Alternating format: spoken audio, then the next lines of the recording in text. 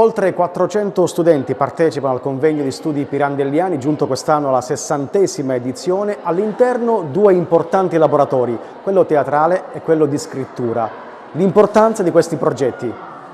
Allora, quello di scrittura ha la funzione di far rileggere ai ragazzi il testo in una maniera diversa, non scontata. Cioè, perché chi legge un testo per poterlo riscrivere, cosa che d'altra parte fanno anche tutti i grandi scrittori, partono sempre da un testo da diversi testi esistenti. Quindi rileggere i testi, in questo caso pirandelliani, dal punto di vista più libero, cioè dal punto di vista di chi deve riscrivere un altro testo, deve inventare un altro testo, quindi qualche cosa viene trascurata, qualche cosa magari minima viene enfatizzata, quindi una gerarchia diversa di lettura. I giovani come si approcciano ai testi di Pirandello? I giovani ai testi di Pirandello si approcciano benissimo se insegnanti, docenti o in qualche modo in questo caso anche la Centro Pirandelliano o altre istituzioni li interessano. Pirandello non è uno scrittore per bambini o per ragazzini, no? È uno scrittore che va letto in profondità. Per fare questo c'è bisogno di un supporto. E un supporto può essere anche questo, cioè la scrittura creativa. Cioè, riscrivendo il testo si capisce meglio.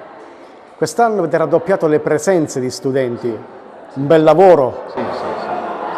Questo ovviamente è un buon segno, sicuramente è un buon segno, vuol dire che c'è un interesse che d'altra parte sta venendo da diverse parti, diversi segni. Io ho l'impressione che seppure sono stato un docente, adesso sono fuori dalla scuola per problemi di età, ma guardando dall'esterno ho l'impressione che ci siano parecchi segni di avvicinamento più concreti, più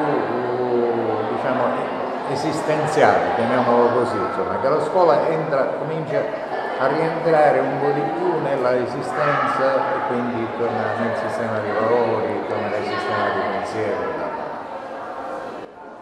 Mi chiamo Ginevra Geraci, faccio parte dell'Istituto Superiore Comprensivo Francesco Crispi di Ribera e oggi mi trovo qua frequentando la classe del quinto liceo classico accompagnata dal professore Castellano di italiano.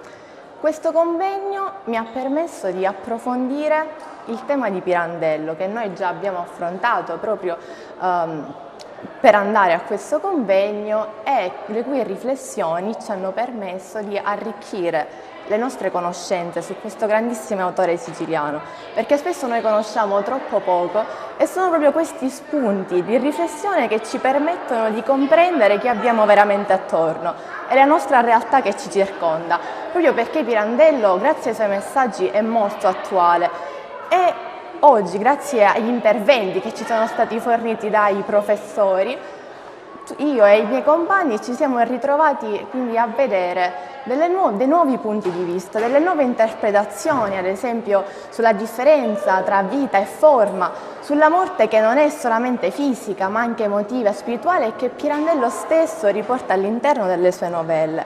Abbiamo affrontato questo lavoro e ora sono in procinto di andare appunto a scrivere la mia opinione, una mia appunto idea di reinterpretare una delle sue novelle.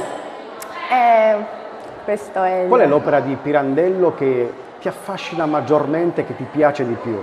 Sicuramente l'umorismo, direi il saggio dell'umorismo, perché mi permette di veramente entrare a fondo della sua filosofia, perché appunto Pirandello non è visto solamente all'interno della sua poetica, ma la sua filosofia ci permette di capire veramente chi siamo all'interno della società. Senza di essa noi pensiamo appunto di vivere questa vita così, vivendola senza uno scopo.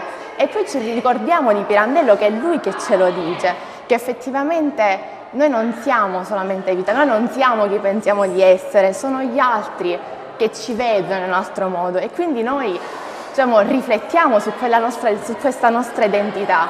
Per questo è una delle mie opere preferite. Possiamo? Professore Giuseppe Castellano, il CRISPI partecipa al convegno di studi pirandelliani con quali obiettivi? L'obiettivo è quello di far familiarizzare sempre più i ragazzi con lo studio della figura di Pirandello, lo studio della produzione pirandelliana, della produzione drammaturgica, della produzione novellistica, della produzione romanzesca, ma nel quadro appunto di una riflessione più generale sulla letteratura. Io sono molto legato a Pirandello in quanto agrigentino, che naturalmente quindi sono cresciuto nei luoghi dei vecchi e giovani, però Pirandello è un autore che va anche oltre Agrigento, un autore diciamo della grande tradizione letteraria europea, pari appunto di Kafka, di Proust, di Tolstoi, e dunque merita uno studio, una riflessione che prescinde anche, come dire, dalla località. Siamo molto contenti di partecipare perché lo scopo non è soltanto quello appunto di confrontarsi con Pirandello, ma anche quello di produrre qualcosa su base pirandelliana, dunque esercitarsi per esempio in un laboratorio di scrittura creativa, cosa che i nostri ragazzi appunto sono in procinto di fare adesso. Siamo molto contenti e ci auguriamo appunto che questo possa essere solo la prima tappa diciamo di un appuntamento fisso che vedrà, si spera, sempre la nostra scuola appunto partecipare a questo convegno con una sua storia, una sua importanza.